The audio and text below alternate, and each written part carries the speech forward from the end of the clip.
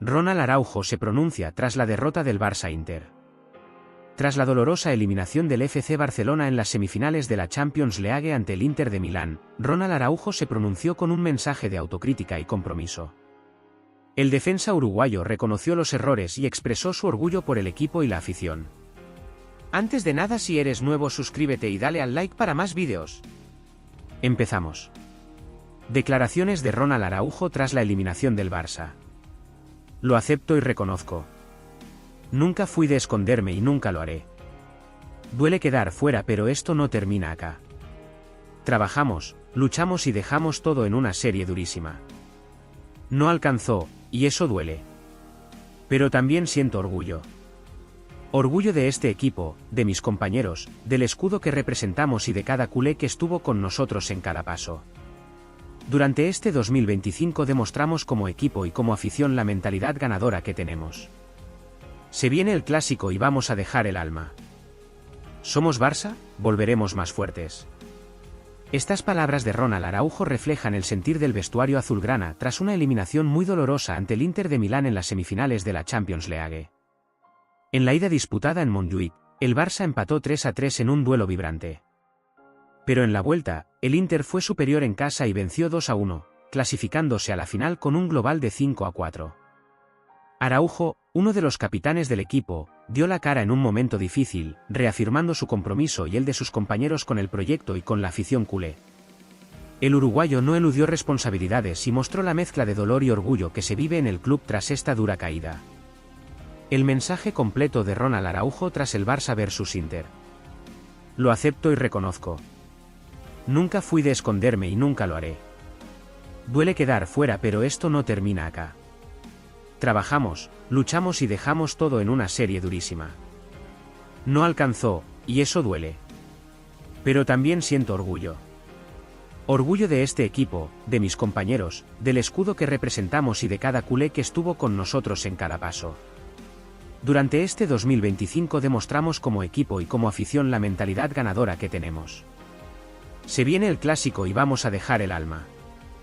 ¿Somos Barça? Volveremos más fuertes. Así se pronunció Ronald Araujo luego de la eliminación del FC Barcelona ante el Inter de Milán en las semifinales de la Champions. Fue un mensaje directo, sincero y muy sentido, en el que el defensor charrúa expresó tanto la frustración por no haber logrado el pase a la final como el orgullo por la actitud del grupo. El Barça peleó hasta el final en una serie muy igualada.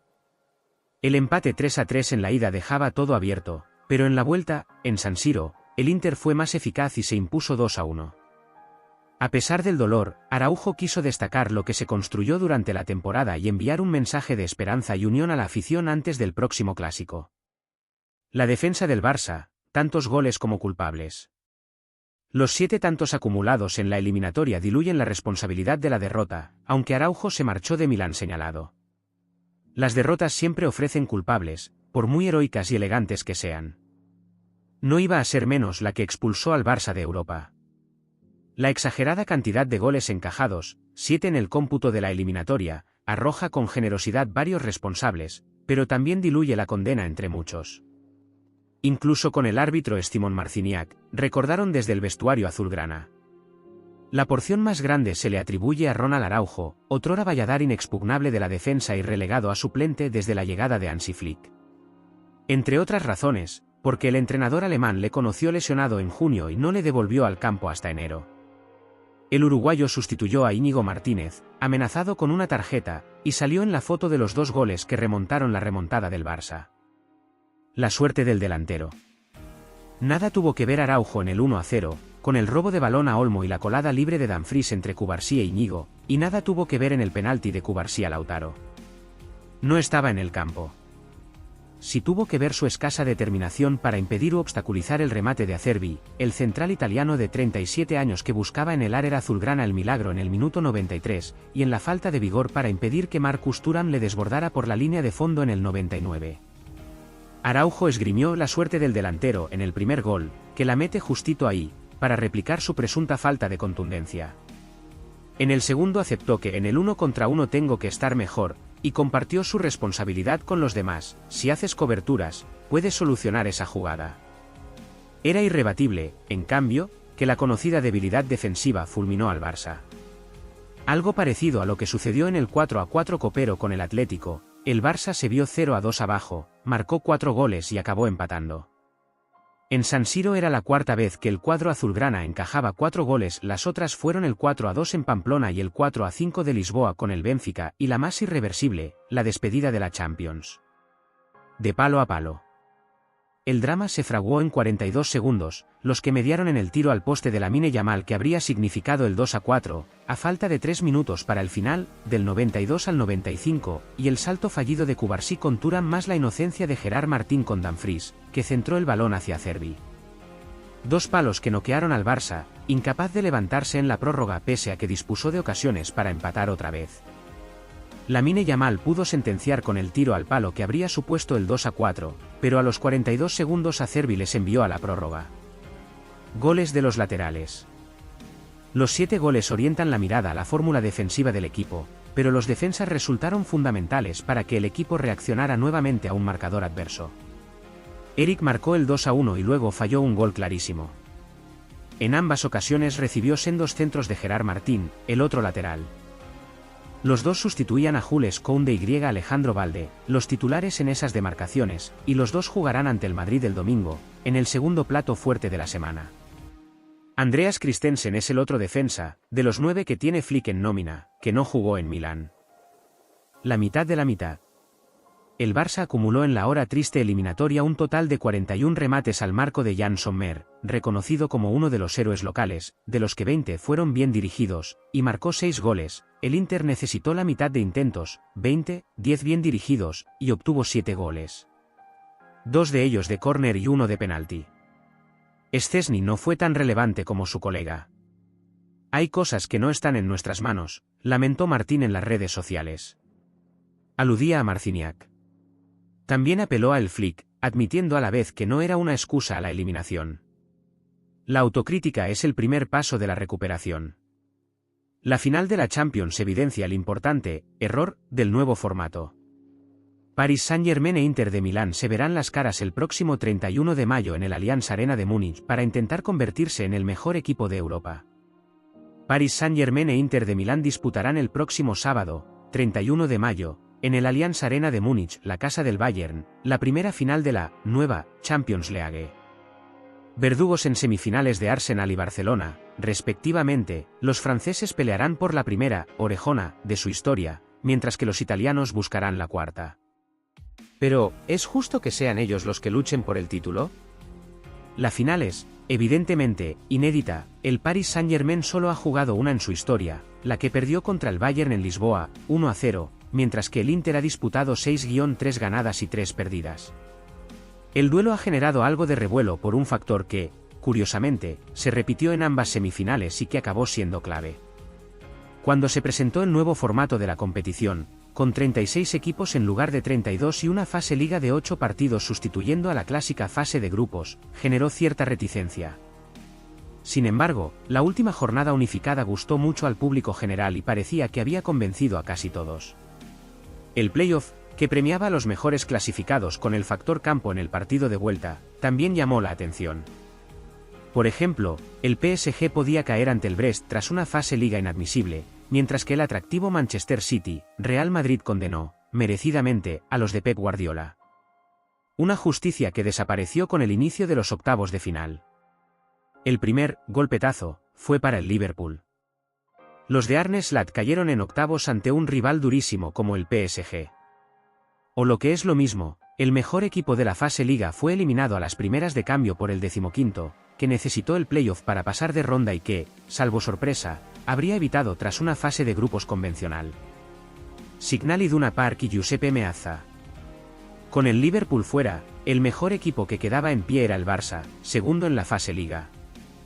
Los hombres de Hansi Flick se despidieron con crueldad en las semifinales ante el Inter de Milán en un Giuseppe Meazza que celebró cada decisión de un Marciniak determinante desde el silbato. Inexplicablemente, los culés tuvieron que jugar los partidos de vuelta de cuartos, ante el Borussia Dortmund, que necesitó playoff, y semifinales lejos de Montjuic. Solo pudieron cerrar en casa la eliminatoria contra el Benfica, en octavos. Santiago Bernabéu y Parque de los Príncipes. Tras los culés, el Arsenal era el segundo mejor clasificado en la fase Liga, después de quedar tercero en la fase Liga. Casualmente, al cuadro de Mikel Arteta le ha sucedido lo mismo. Pudo cerrar en el Emirates los octavos contra el PSV, ya decididos tras el 1-7 en Países Bajos, pero tuvo que visitar el Santiago Bernabéu en cuartos y el Parque de los Príncipes en semifinales para jugar las vueltas de ambas eliminatorias, donde cayó ante un PSG que no estuvo entre los 8 primeros en la fase regular. En los cruces más importantes, jugó la vuelta lejos de Londres. El mejor formato debe ser el más justo, aquel que premia a los que se lo merecen y penalice a los que no. El fútbol es un deporte, una disciplina. Como en todos los ámbitos de la vida, hay espacio para el azar, pero normalmente, sobre el césped, manda el talento, el sacrificio y el trabajo. Esta Champions no lo ha reflejado. Si miramos atrás, el PSG ha demostrado que la fase Liga vale de poco. 4 victorias en 8 duelos bastaron para llegar al playoff. A partir de ahí, empezó la verdadera competición. Ahora están en la final. La UEFA reconoce su error. Más allá de la justicia o no que algunos espectadores no buscan, y es algo completamente respetable, el hecho de que quedar más o menos arriba en la fase regular no dé ventaja en el factor campo en las eliminatorias, como si ocurre en los playoffs de la NBA, perjudica mucho a la competición. Básicamente, permite que algunos equipos lleguen a la última jornada sin tensión competitiva ni nada por lo que pelear. Fue el caso del Liverpool contra el PSV Eindhoven, donde los Reds ya lo tenían todo hecho, entre otros encuentros. Un error que la propia UEFA ya ha reconocido, al anunciar que planea modificar el formato de cara a la próxima temporada. Uno de los cambios será asegurar que los 8 primeros clasificados en la fase Liga tengan siempre el premio de jugar el partido de vuelta en casa. ¿Habría cambiado algo si Barça o Arsenal hubieran jugado en el Montjuic o el Emirates la vuelta de las semifinales? Nunca lo sabremos. Ferran Torres y Fermín quieren comerse al rival este domingo.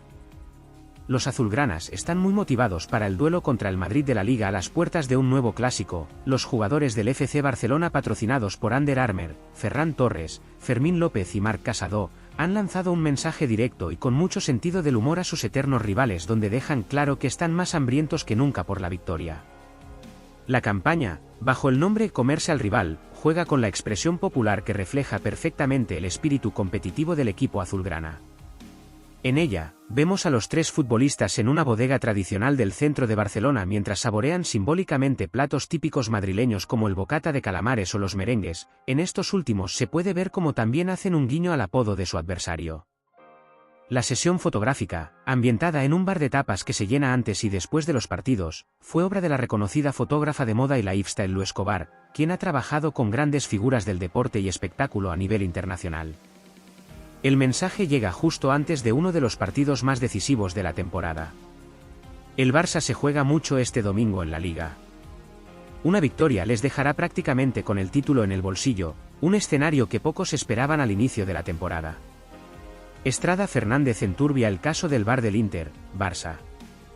El excolegiado acusa al madrileño Velasco Carballo de ser el responsable de la elección del equipo de VAR que tanto perjudicó al Barça.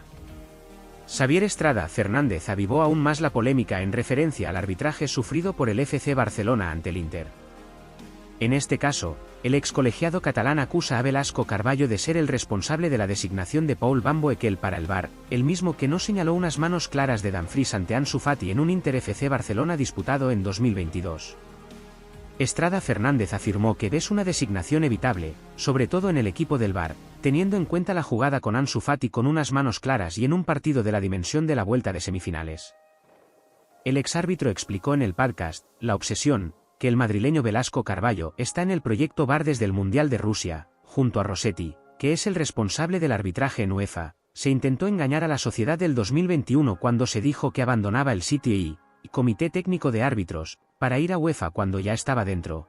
Entiendo que la gente se lo trague todo, pero las cosas hay que decirlas. El VAR fue absolutamente decisivo en el duelo entre el Inter de Milán y el FC Barcelona. Desde el videoarbitraje señalaron el penalti de Cubarsí sobre Lautaro Martínez, así como anular uno posterior cometido sobre Lamine Yamal, que se trasladó fuera del área. Dos jugadas polémicas protagonizadas por un equipo de VAR neerlandés que no asesoró de la mejor manera posible a Marciniak. Ferran Torres lo tiene claro. Hay que dar siempre el 100%. A partir de ahí, las cosas deberían salir bien. En el clásico, estar demasiado motivado puede jugar en tu contra. Es un partido complicado, pero pienso darlo todo y no reservarme nada. Los tres jugadores lucen las últimas novedades de Under Armour, UA Terres 96, UA Ron 96, UA Tricot y UA Track. Todos han sabido crecer desde abajo, con esfuerzo y constancia, y su evolución hasta consolidarse como unos de los talentos más prometedores del fútbol europeo lo demuestra. Fermín López añade: el clásico siempre es un partido caótico, así que es clave mantener la calma y dejar notar tu personalidad sobre el césped. Dentro del vestuario somos como una familia y eso se refleja en el campo. Ferran, Fermín y Marc compiten con las nuevas Under Armour Shadow Elite 3, diseñadas para jugadores que destacan por su velocidad y agilidad. Tras su reciente conquista de la Copa del Rey, llegan al clásico con confianza y ganas de más. Kevin Ross, director general de Under Armour EMEA, lo resume así: tener a tres jugadores de uno de los clubes más importantes del mundo en nuestra plantilla muestra que Under Armour ya es un actor relevante en el fútbol.